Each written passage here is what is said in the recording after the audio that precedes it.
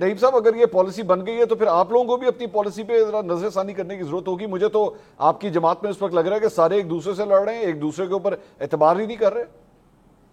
نہیں دیکھیں, انہوں نے اگر کوئی پالیسی بنائی ہے نا, پہلی بات تو میں نے آپ کو کلیئر موقع رکھا کہ یہ صرف اور صرف اس لیے کیا کیونکہ آئینی ترامیم لے کر آنی, امینڈمنٹس لے کر آنی ہے اور رابطہ منقطع کیے جائے تاکہ خان صاحب کو کوئی پیغام احتجاج کے حوالے سے, جلسے کے حوالے سے, ریلی کے حوالے سے نہ آئے اور درمیان میں پھر طبیعت خراب ہوئی ہمیں جانا پڑا.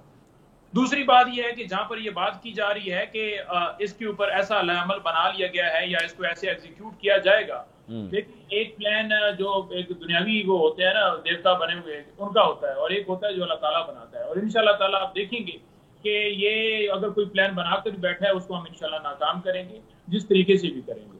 تھرڈ بات یہ ہے کہ جہاں پر ایس یو کانفرنس کی بات کی جا رہی ہے کہ وہ 14 کے بعد جو ہے اجلاس تھا, تو 3 سے لے کر 14 تک کون سی کانفرنس تھی جس کی وجہ سے پابندی لگائی گئی؟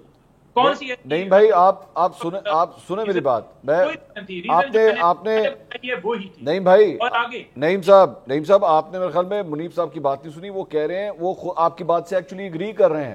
آپ دونوں ایک ہی بات کہہ رہے ہیں. وہ یہ کہہ رہے ہیں کہ شاید اس کا ایس سی او کے اجلاس یا آئینی ترمیم سے تعلق نہیں ہے. یہ ان کو لگ رہا ہے, ان کو یہ خبر نہیں دے رہے. وہ کہہ رہے ہیں انہیں لگ رہا ہے کہ شاید اب یہ کوئی نئی پالیسی بن گئی ہے کہ خان صاحب سے ملاقاتیں جو پہلے جس طرح ہوتی تھی, رپورٹنگ ہوتی تھی, ٹی وی پہ چلتا تھا, یہ اب کہانی نہیں چلے گی. یہ تو بڑی خطرناک بات ہے آپ لوگوں کے لیے.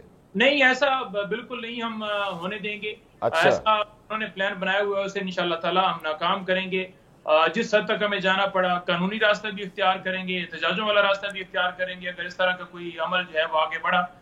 اس دفعہ بھی احتجاج ہم نے ملک کی خاطر جو ہے وہ ان کی یقین دہائی کے اوپر جو ہے وہ کر لیا. نیکسٹ ایسا عمل نہیں ہوگا. پچھلا بھی ہم نے جو 22 کو کیا تھا اس وقت بھی ملک کی خاطر کیا, اور ہم بار بار میسج دے رہے ہیں کہ ہم پرامن جماعت ہیں, ہم ملک کو خوشحال دیکھنا چاہتے ہیں, ملک کو آگے لے کر جانا چاہتے ہیں. جہاں پر بات کی جا رہی ہے کہ نواز شریف جو ہے وہ سچا ہے اور بولتا ہے, دیکھیں مجھے دکھا دیں کوئی ایک جملہ, کوئی ایسی ایک چیز جو نواز شریف نے اپنی زندگی کے اندر سچ بولا ہو, کوئی دکھا دیں. ایک بندہ جو جیلی فارم 47 کے مطابق بنا ہے اس کی آپ بات پر یقین کرتے ہیں؟ جو ووٹ کو اسے 2 کے نعرے لگاتے رہے, آج وہ کدھر گئے؟ وہ تو اگر جس طرح وہ حکومت ان کی ختم ہوئی تھی اس کے بعد عوام میں رہتے, عوام میں پیش کرتے. عمران خان کا عوام میں گیا, اس نے تو گولیاں کھائیں, وہ تو ڈٹر رہا, اس نے کیسز برداشت کیے, وہ عدالتوں کے چکر لگاتا رہا. 20 25 30 کیسز ہوتے تھے, وہ نہیں بھاگا. آپ کا تو بھاگ گیا, وہ تو ڈیل کر کے دوبارہ آیا, اور جب ڈیل کر کے آیا ہے تو عوام نے پھر اسی طرح سے اس کو عزت دینی تھی نا. اختیار صاحب ڈیل کر کے آیا ہوا تھا. آپ عمران خان کے ساتھ کیسے مقابلہ کرتے ہیں؟ عمران خان اگر بیٹھ منصور بھائی مجھے اے سی لگا کے دو, مجھے یہ سہولتیں دو, مجھے وہ سہولتیں.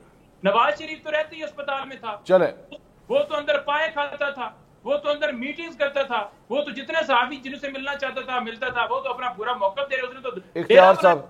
اور عمران خان سختیوں کے باوجود کہہ رہا ہے میں میں قوم کو جھکنے دوں گا. اختیار صاحب کچھ کہنا چاہ رہے ہیں سر؟ جی صحافی تو ویسے کوئی نہیں ملتا. وہ کہہ رہے ہیں پائے بھی کھاتے تھے, صحافی بھی ملتے ہیں. صحافیوں کو مجھے نہیں پتا, میں نہیں خیال.